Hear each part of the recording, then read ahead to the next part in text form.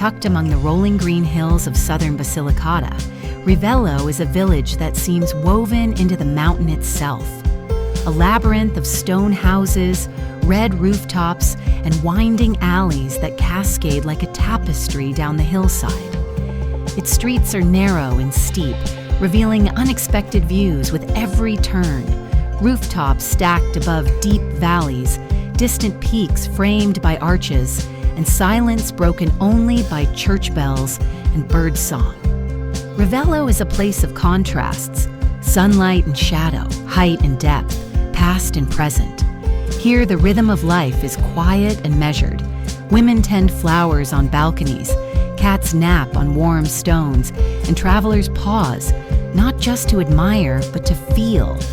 Surrounded by woods and rivers, close to the Tyrrhenian coast yet hidden in the hills, Rivello is a bridge between nature and spirit, a place that doesn't need to be loud to be unforgettable.